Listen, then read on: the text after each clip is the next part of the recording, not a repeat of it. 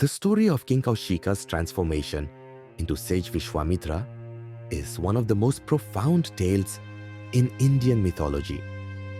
It is a narrative of struggle, perseverance, self-realization, and ultimately transcendence. It highlights the eternal quest for spiritual growth, the challenges faced along the way, and the virtues of humility and self-control.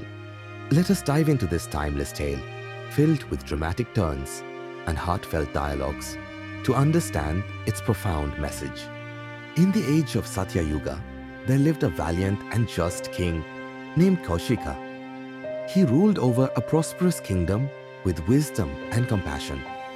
Kaushika was deeply committed to his duties as a king and would personally travel across his realm to address the needs of his people. His heart was filled with the sense of responsibility, and he believed in solving the problems of his subjects promptly.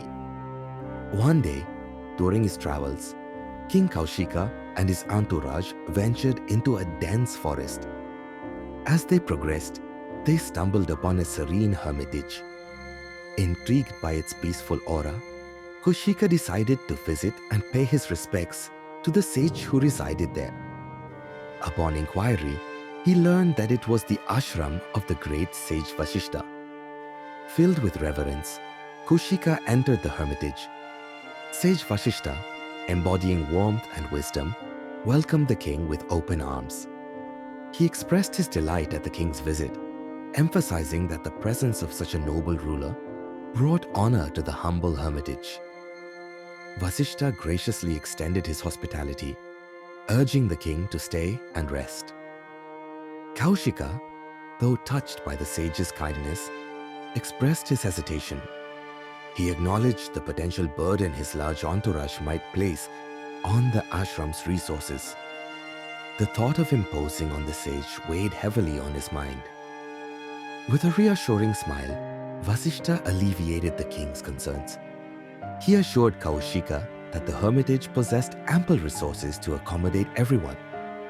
The sage suggested that the king and his retinue refresh themselves at the river, promising that by the time they returned, a meal would be ready to welcome them. Kaushika was amazed at Vasishta's generosity. After returning from the river, the king and his army were served a sumptuous meal. The food was abundant and delicious, leaving Kaushika curious about the source of such bounty. Kaushika approached sage Vasishta, his eyes reflecting wonder and curiosity.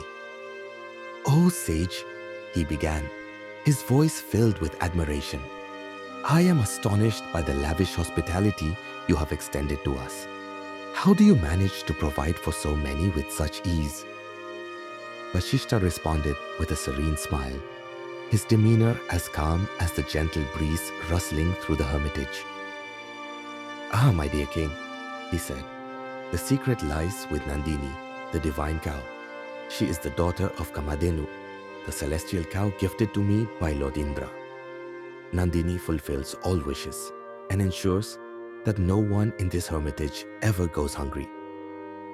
Vasishta led Kaushika to a serene spot behind the ashram where Nandini grazed peacefully. The cow exuded a divine aura and Kaushika was mesmerized. Kaushika marveled at the cow and said with a sense of admiration, "Oh sage, this cow is truly extraordinary.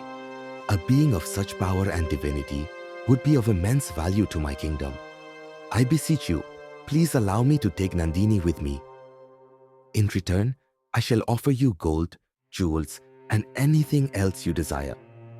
Vasishta, calm and resolute, responded, "O king, Nandini is not just a cow to me. She is a beloved member of this hermitage, like a daughter. I cannot part with her." Kaushika's heart burned with desire. He convinced himself that as a king, his need for Nandini was greater than that of a sage. With determination gleaming in his eyes, he confronted Vasishta again and insisted, "Oh sage, I implore you to reconsider. My kingdom's prosperity depends on resources like Nandini. If you do not agree, I shall be forced to take her by might."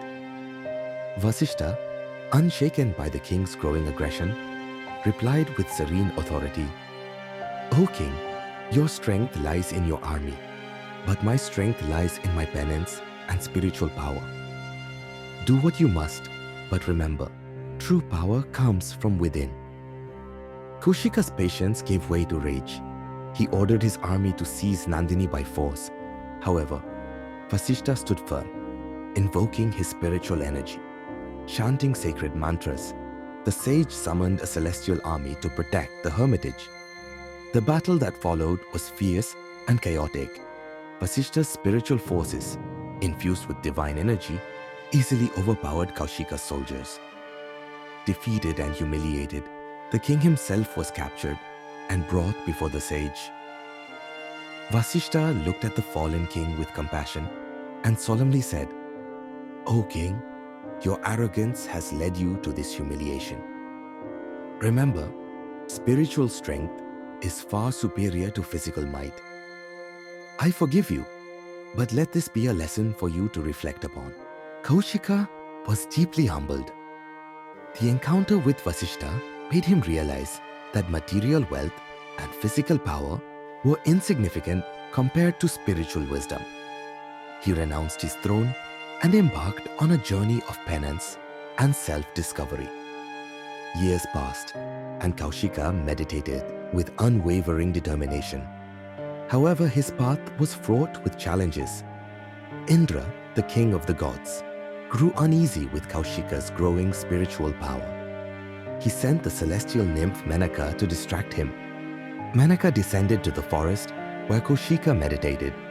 She transformed the surroundings into a beautiful garden and began to dance gracefully. Kaushika was captivated by her beauty and eventually fell in love with her. The two lived together and had a daughter, Shakuntala. One day, Menaka tearfully confessed the truth. "My lord, I was sent by Indra to distract you from your penance. But know this, my love for you is true." Kaushika was heartbroken. He realized that he had strayed from his path. Though he loved Menaka, he knew he had to continue his spiritual journey. With a heavy heart, he entrusted Shakuntala to Sage Kanva and returned to his penance. Kaushika's determination grew stronger. He endured severe austerities, overcoming hunger, thirst, and even anger. Indra, desperate to disrupt him, sent another nymph, Ramba. However, Kaushika saw through the ploy and cursed her to turn into a rock. Yet, he soon regretted his anger, realizing that true spiritual mastery required complete control over one's emotions. Kaushika's penance grew more intense, and his spiritual power reached unparalleled heights. Yet, a trace of ego lingered within him. The gods decided to test him one final time. Vasishta himself appeared before Kaushika. "O Kaushika," he said, "your journey has been remarkable. But tell me, why do you seek the title of Brahma Rishi?" Kaushika hesitated, then admitted, "I wish to prove my greatness and surpass you." Vasishta's eyes softened. True greatness lies in humility and selflessness. Let go of your ego, and you will find what you seek. Kaushika fell to his knees, tears streaming down his face. "I understand now. My quest was never about surpassing anyone, but about conquering myself." At that moment, Kaushika's transformation was complete. Vasishta smiled and blessed him. "You are now Vishwamitra, the friend of the universe. Your journey inspires us all." Filled with peace and happiness, Kaushika, now Vishwamitra, and sage Vasishta bowed to each other with mutual respect and joy. This tale reminds us that challenges and distractions are part of life's journey. True strength comes from within, and the path to greatness lies in humility, self-control, and unwavering determination. Let us learn from Vishwamitra's transformation and strive to embody these virtues in our own lives.